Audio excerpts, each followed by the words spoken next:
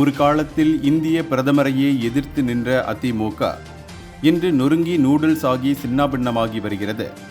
என்ன நடந்தது இந்த கட்சிக்கு என எல்லோரும் வாய்ப்பிழக்கும் அளவில் பல கூறுகளாக பிளக்கின்றது அதிமுக.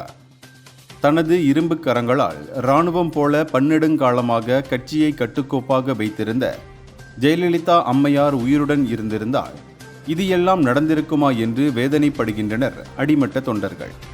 ஓபிஎஸ் அணி, இபிஎஸ் அணி என இரு அணிகள். டிடிவி தினகரன் பிரிந்து தனியான ஒரு கட்சி, சசிகலா வேறு ஒரு பாதையில். எம்ஜிஆர் கொண்டு வந்த எம்எல்ஏவான செங்கோட்டையன் பதவி நீக்கம் செய்து அவர் ஒரு பாதையில் என எத்தனை குளறுபடிகள் அதிமுகவில். தேர்தலுக்காக எல்லோரும் கூட்டணி வியூகம்தான் அமைப்பார்கள். ஆனால் தேர்தல் நெருங்கும் நேரத்தில் அதிமுக கூட்டமாக உடைந்து வருகிறதே என அதிமுக ஆதரவாளர்கள் வேதனை தெரிவிக்கின்றனர். எடப்பாடி பழனிசாமி சர்வாதிகாரி போல் நடந்து கொள்கிறார்.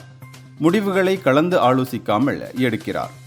அவரின் மகன், மாப்பிள்ளை, மைத்துனர் போன்றவர்களின் தலையீடுகள் இருக்கிறது என செங்கோட்டையன் பகிரங்கமாக குற்றம் சாட்டியிருக்கிறார். எம்ஜிஆர் விதை போட்டு ஜெயலலிதாவால் விருட்சமாக்கப்பட்ட ஒரு மாபெரும் கட்சி இன்று கொஞ்சமாக செல்வாக்கு இழந்து வருகின்றது எனில் உண்மையில் சரியான தலைமை ஒன்று இல்லாததுதான் என்கின்றனர் அரசியல் ஆர்வலர்கள்.